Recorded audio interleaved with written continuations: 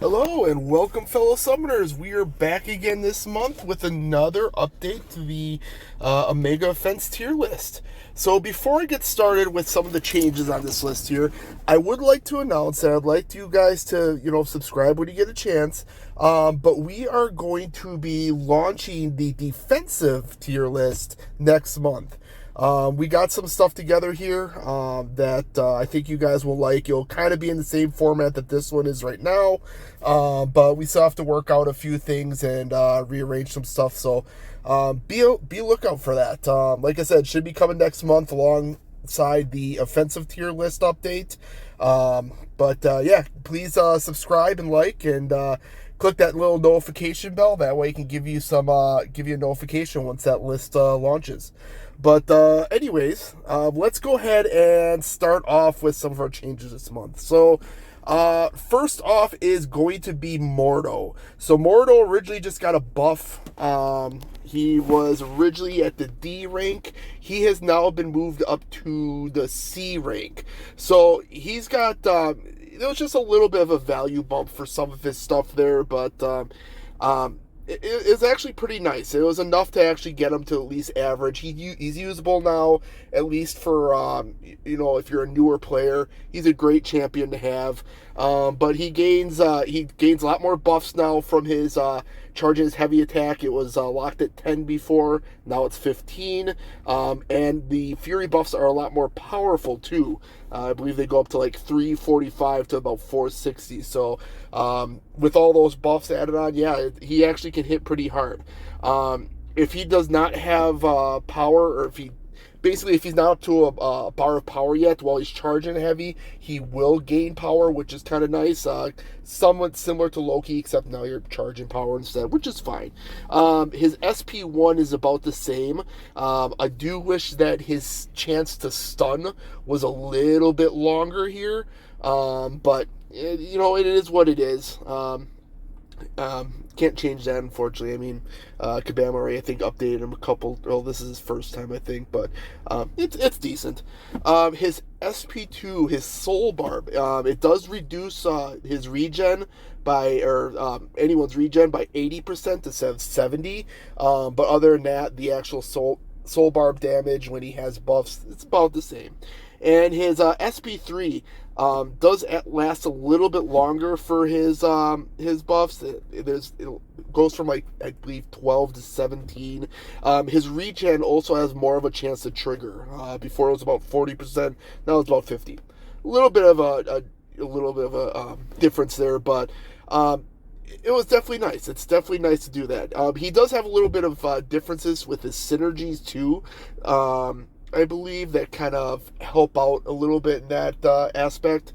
But also now, if he's awakened, if the opponent has a true type buff, so if they have true sense, true focus, true accuracy, so on and so forth, his strikes, if anyone blocks or hits his block while they have that on there, Mordo will automatically nullify it and place it with a detonate buff that will last about 20 seconds. If it's ever nullified or expires, it'll deal a nice burst of damage to the opponent, which is really nice. Go ahead and check out the video in the description there. Goes into a little bit of his synergies.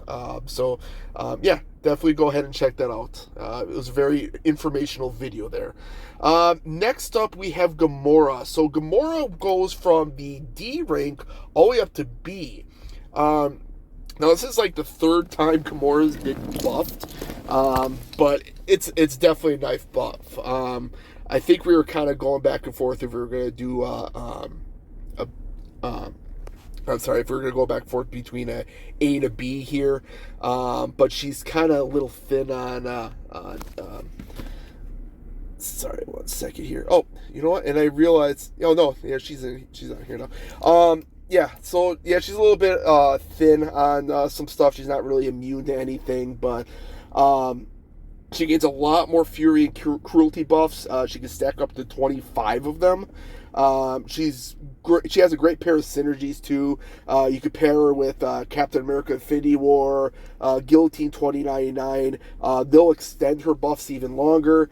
You could pair her with Mr. Fantastic to increase the potency of those fury and cruelty buffs. And the synergies aren't necessary, but they are great. And you can always refresh your buffs your personal debuffs, or I'm sorry, your personal buffs with a heavy attack.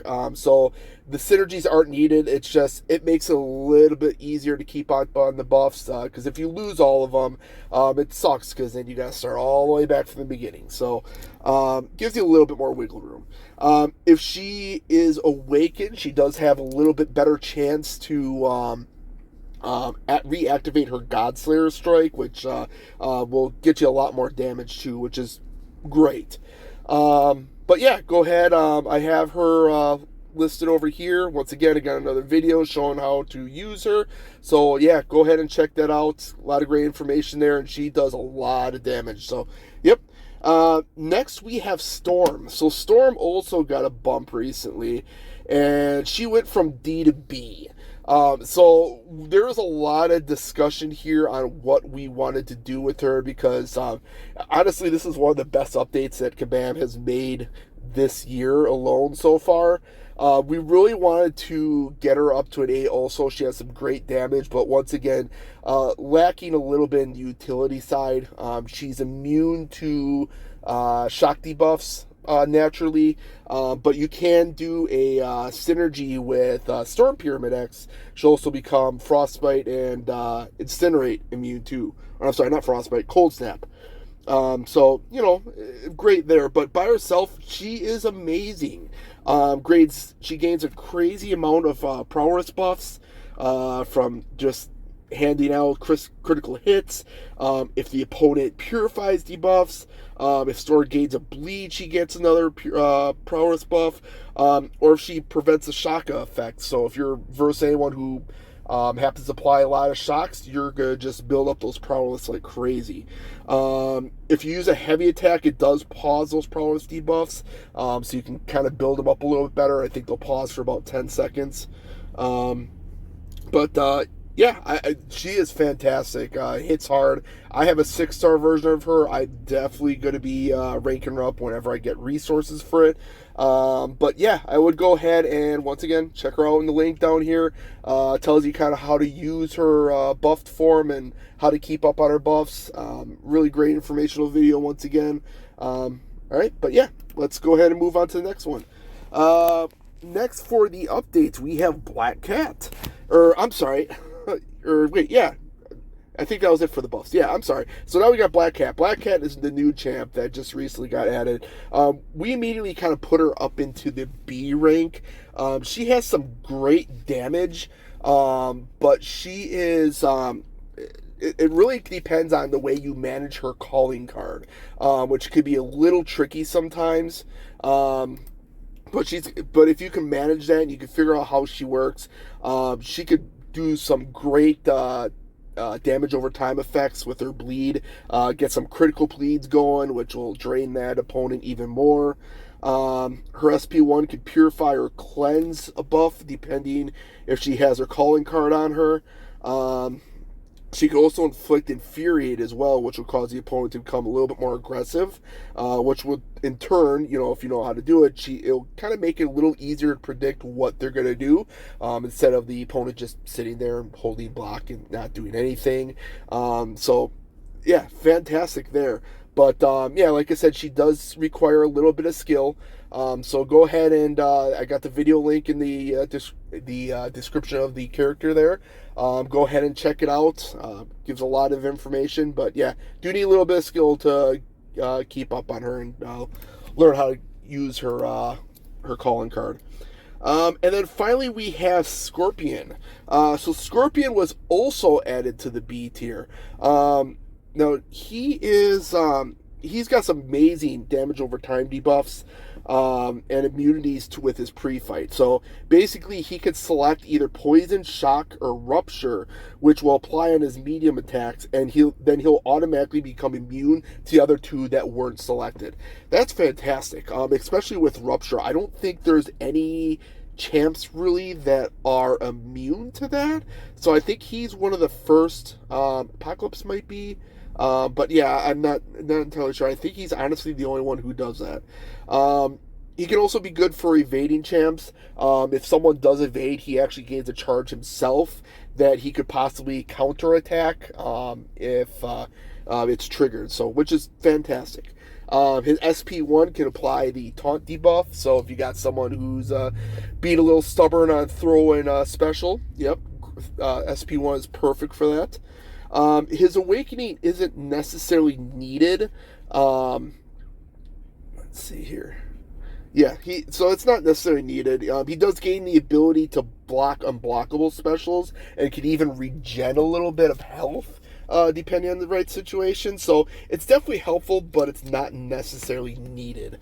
And finally, he does need a little bit of skill to keep up his Poison, Shock, and Rupture debuffs, and even his Torment debuffs. So go ahead and check out that video that's also in the link over here in the comments, and it'll kind of show you how to use him. But other than that, that's all I have for today. At the time of this recording, I don't know exactly who is going to be the new champions for next month, so I don't have them listed here. But I'll put it up there once we do find out that information.